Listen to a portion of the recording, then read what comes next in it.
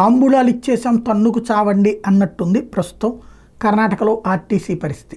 RTC ఉచిత bus అన్నారు, good, ఇవ్వడంలో తప్పేం లేదు. ఆ ఇచ్చినటువంటి బస్సులు వాళ్ళని ఎదురవుతున్నది మంచా చెడా అన్నది వాళ్ళు చూసుకుంటున్నారు. అది పక్కన పెడితే ఆ డబ్బులు ఎవరు ఇవ్వాలి? టిక్కెట్లది ప్రభుత్వం ఇవ్వాలి. కానీ ప్రభుత్వం ఏం చేస్తుంది?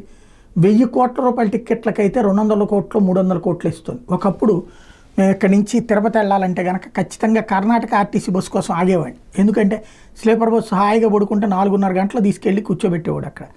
అదే మన బస్సులో అయితే 6:30-7 గంటలు అయ్యేది, ప్లస్ కంఫర్ట్గా ఉండేది కాదు. కర్ణాటక ఆర్టీసీ అంటే అద్భుతమైన ఆర్టీసీ కింద దక్షిణాదిలో పేరు. చెన్నైకి హైదరాబాద్ బస్సులు తెలంగాణ బస్సుల కంటే కూడా బాగుండే. ఇప్పుడు ఆ బస్సులు దరిద్రం అయిపోయినాయి. చివరికి ఏంటాయి అంటే ఆర్టీసీకి సంబంధించిన అతిపెద్ద కష్టమైంది ఉచిత బస్సు స్కీమ్ కింద పైసలు కట్టలేదు కాంగ్రెస్ ప్రభుత్వం. ఆర్టీసీకి 1750 కోట్లు బకాయిలు ఉన్నాయట. ఆర్థిక సంక్షోభంలోకి రోడ్డు రవాణా సంస్థ వచ్చింది. దీంతో 31 నుంచి సమ్మెకి దిగుతున్నారు. డిసెంబర్ 31వ తారీఖు నుంచి అక్కడ ఉన్నటువంటి ఆర్టీసీ కార్మికులు.